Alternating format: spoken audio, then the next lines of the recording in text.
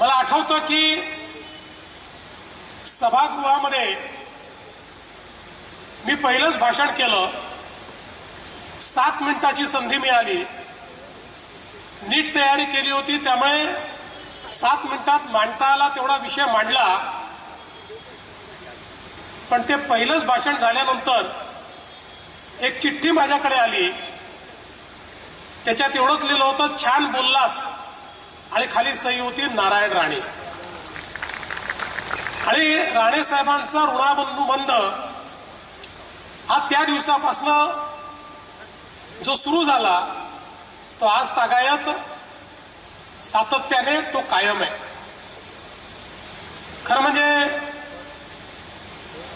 विरोधी पक्ष नेता म्हणून त्यांची जी कारकीर्द होती ती आत्ताच नितीनजींनी सांगितली. मुख्यमंत्री म्हणून मला बाहेरून पाहायला मिळालं, मंत्री म्हणून बाहेरून पाहायला मिळालं, कारण त्यावेळेस मी महापौर होतो. मी काही सभागृहात नव्हतो. 99ला मी सभागृहात आलो, ते विरोधी पक्ष नेते झाले. पण मी असं म्हणेन की माननीय राणे साहेब, माननीय मुंडे साहेब यांच्यासोबत सभागृहात काम करायला मिळणं यापेक्षा मोठी पर्वणीच दुसरी नव्हती. कदाचित माझ्या संपूर्ण संसदीय जे काही यश मला मिळालं त्या यशाचं श्रेय जर कोणाला द्यायचं असेल तर राणे साहेबांसारख्या माझ्या नेत्यांना द्यावं लागेल, की ज्यांनी त्यावेळी मार्गदर्शनही केलं आणि प्रोत्साहनही दिलं.